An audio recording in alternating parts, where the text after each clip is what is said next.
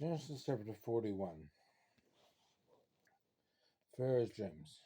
When 2 full years had passed, Pharaoh had a dream. He was standing by the Nile, when out of the river there came up 7 cows, sleek and fat, and they grazed among the reeds. After them 7 other cows, ugly and gaunt, came up out of the Nile and stood beside those on the river bank.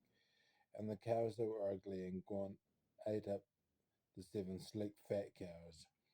Then Pharaoh woke up.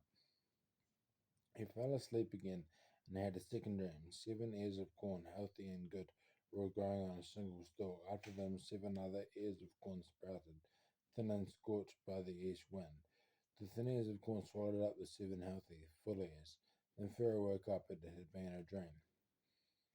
In the morning his mind was troubled, so he sent for all the magicians and wise men of Egypt. Pharaoh told them his dreams, but no one could interpret them for him. Then the chief cupbearer said to Pharaoh, "Today I am reminded of my shortcomings. Pharaoh was once angry with his servants, and he imprisoned me and the chief baker in the house of the captain of the guard. Each of us had a dream the same night, and each dream had a meaning of its own.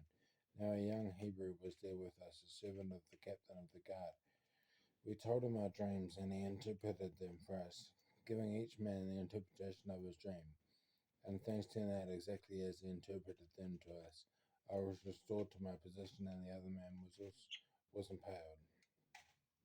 So Pharaoh sent for Joseph, and he was quickly brought from the dungeon.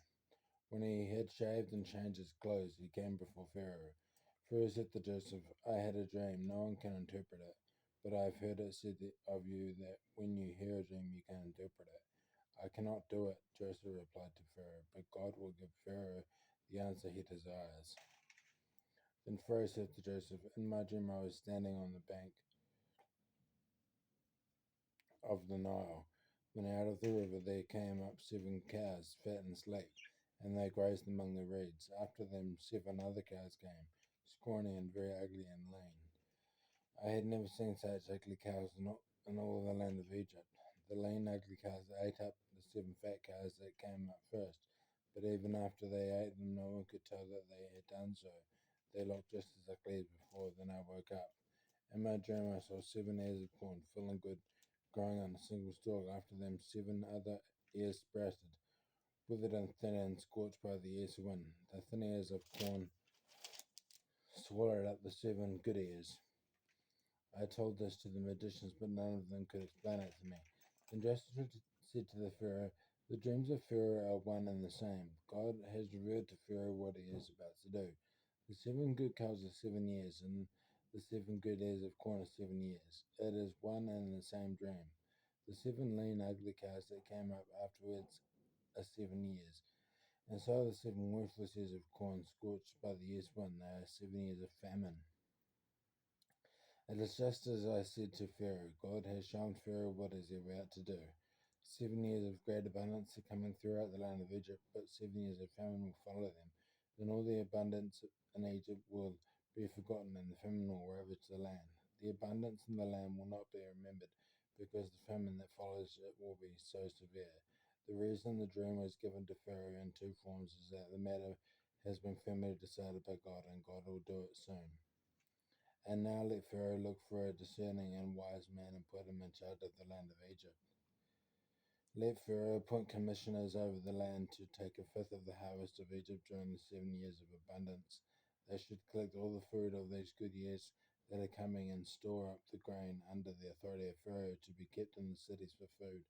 This food should be held in reserve for the country, to be used during the 7 years of famine that will come upon Egypt, so that the country may not be ruined by the famine. The plan seemed good to Pharaoh and to all his officials, so Pharaoh asked him, "Can we find anyone like this man, one in whom is the Spirit of God?" And Pharaoh said to Joseph, "Since God has made all this known to you, there is no one so discerning and wise as you. You shall be in charge of my palace, and all my people us to submit to your orders. Only with respect to the throne will I be greater than you." Joseph in charge of Egypt. So Pharaoh said to Joseph, "I hereby put you in charge of the whole land of Egypt." The Pharaoh took his signet ring from his finger and put it on Joseph's finger. He dressed him in robes of fine linen and put a gold chain around his neck. He made him ride in a chariot as his second in command, and people shouted before him, "Make way!" Thus he put him in charge of the whole land of Egypt. Then Pharaoh said to Joseph, "I am Pharaoh, but without your word no one will lift hand or foot in all Egypt." Pharaoh gave Joseph the name Zephanath Paneah, and gave Asenath, daughter of Potiphar, priest of On, to be his wife. And Joseph went throughout the land of Egypt. Joseph was 30 years old when he entered the service of Pharaoh, king of Egypt. And Joseph went out from Pharaoh's presence and traveled throughout Egypt. During the 7 years of abundance, the land produced plentifully. Joseph collected all the food produced in the 7 years of abundance in Egypt and stored it in the cities. In each city he put the food grown in the fields surrounding it. Joseph stored up huge quantities of grain, like the sand of the sea. It was so much that he stopped keeping records because it was beyond measure. Before the years of famine came, two sons were born to Joseph by Asenath, daughter of Potiphar, priest of On.